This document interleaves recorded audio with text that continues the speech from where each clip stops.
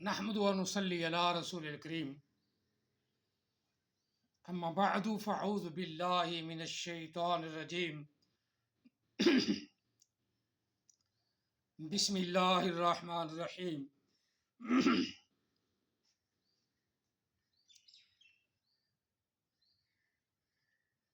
قل لا اسألکم علیہ اجرا الا المودۃ فی القربى آمنت باللہ صدق اللہ العظیم الصلاۃ والسلام علیک یا سیدی یا رسول اللہ الصلاۃ والسلام علیک یا سیدی یا حبیب اللہ الصلاۃ والسلام علیک یا سیدی یا رحمۃ للعالمین الصلاۃ والسلام علیک یا سیدی یا خاتم النبیین وعلی آلک وصحابک یا سیدی یا محمد الرسول صلی اللہ علیہ وسلم۔ ایک تو میں آپ کو آج ایک چھوٹا سا قاعدہ کلیہ بتا دوں۔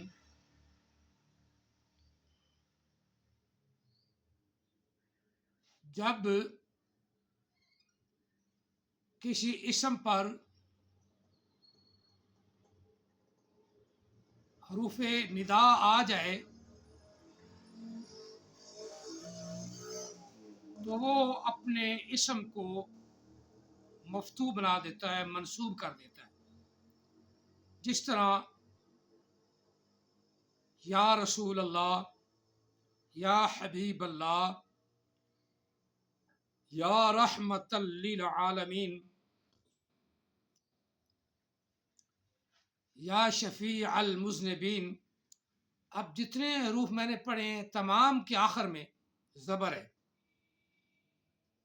یا رسول اللہ لام پر زبر ہے، یا حبیب اللہ با پر زبر ہے، یا رحمت للعالمین تا پر دو زبریں ہیں۔ یہ کس لیے کہ حروف ندا ابتدا میں آ گیا، یا حروف ندا۔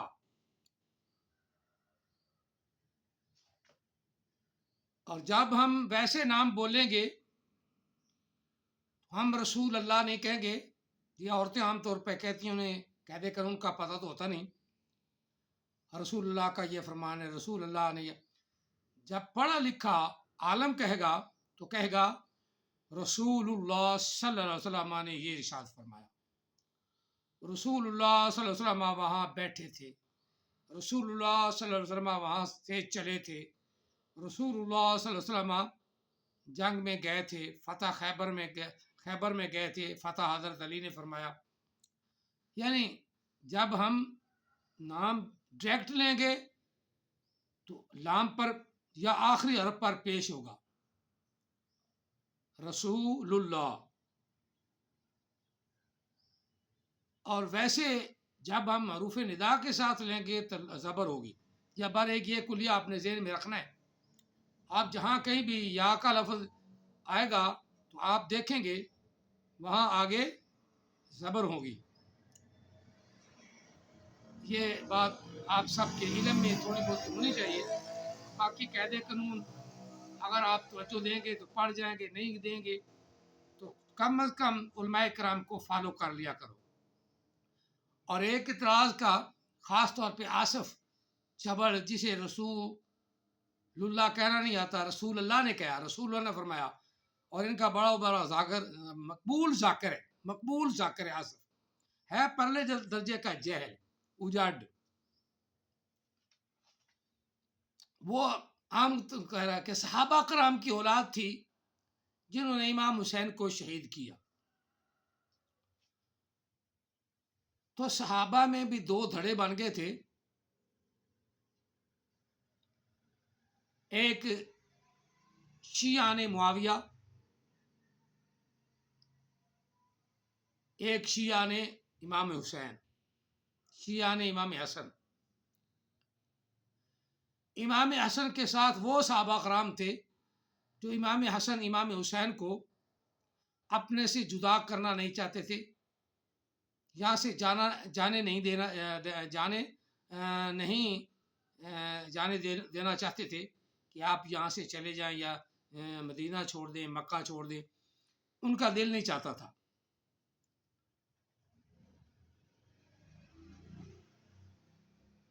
اور شیعہ نے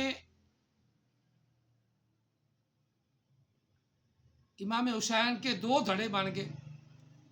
یہاں مدینہ میں بھی شیعہ نے حسین تھے، صحابہ کرام کی اولاد تھے، حضرت عبداللہ بن زبیر تھے، وہ روک رہے تھے کہ وہاں نہ تشریف لے جائے. اور کوفے والے شیعہ جنہوں نے حضرت علی کے ساتھ بے وفائی کی تھی، وہ چاہتے تھے کہ امام حسین ہمارے پاس آ جائے. وہ خطوط پہ خطوط لکھ رہے تھے، خطوط پہ خطوط لکھ رہے تھے، خطوط پہ خطوط آ رہے تھے، جس کے آزمائش کے لیے حضرت مسلم بن عقیل کو بھیج دیا گیا. جب عبید اللہ بن زیاد آیا، اس نے اپنی پالیسی شروع کی، تو وہی جو حضرت امام حسین کے فدائی تھے، شیعہ نے حسین تھے، وہی غدار بن گئے. جنہوں نے خطوط لکھے تھے بلانے کے لیے، وہی غدار ہو گئے. ان شیعوں غداروں نے امام حسین سے محبت اتنی زیادہ کی کہ امام حسین بھی چل پڑے. جب وہاں پہنچے تو حالات ناسازگار تھے. تو اب یہ کہتے ہیں کہ شیعہ نے امام حسین کو صحابہ کرام کی اولاد نے شہید کیا. تو میں اکثر کہتا ہوں، نہ تیرا باپ جانا تھا نہ میرا باپ جانا تھا. جو اس وقت موجود تھے، شیعہ نے حسین بھی ان کے ساتھ مل گئے اور غدار ہو گئے. سارے شیعہ نے حسین، جنہوں نے حضرت امام حسین کو خطوط لکھ کے بلایا تھا، وہ سارے کے سارے غدار ہو گئے. اور انہوں نے حضرت امام حسین کو شہید کرنے میں بڑا ساتھ دیا. آج بھی شیعہ نے دیکھ لیں، کہیں زنجیر زنی کر رہے ہوں گے، خود سوزی کر رہے گے، افسوس کہ ہم نے یہ کیا کر دیا. اور کہیں آگ پر بھاگتے ہوں گے، آگ پر پاؤں جھلس جاتے ہوں گے، گر پڑتے ہیں، آگ پر ماتم کرتے ہیں. تو یہ آتش پرستوں کا تھا ایک ان کے اندر کیا کہتے ہیں، رچی ہوئی تھی آگ، ان کا خدا تھی آگ. تو آج بھی یہ آگ پر ماتم کرتے ہیں اور آگ کو جلا کے رکھتے ہیں. کیا کہتے ہیں کہ یہ حضرت علی کا مچ ہے، یعنی آگ حضرت علی کی لگائی ہوئی ہے جو جل رہی ہے، اس کو ہم 10 دن بجھنے نہیں دیں گے. یہ بھی کئی شیعہ آج بھی چلاتے ہیں. کئی شیعہ ہی ہیں جو حضرت علی کو خدا مانتے ہیں، جس طرح یہ آصف ذاکر، وہ حضرت بلال کے بارے میں نے پہلے بھی بتایا کہ بلال کے بارے میں کہتا، وہ بلال کیسے غلط پڑھ سکتا ہے جو حضرت فاطمہ الزہرا کی چوکھٹ پر سجدہ کر کے آیا.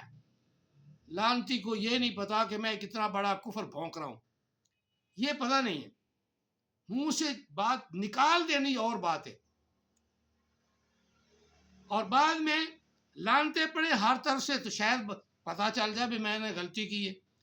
امید ہے کافی اہل تشیع تک یہ بات پہنچی ہوگی. اور آصف کا انہوں نے بیان بھی، یہ جو ویڈیو کے دوران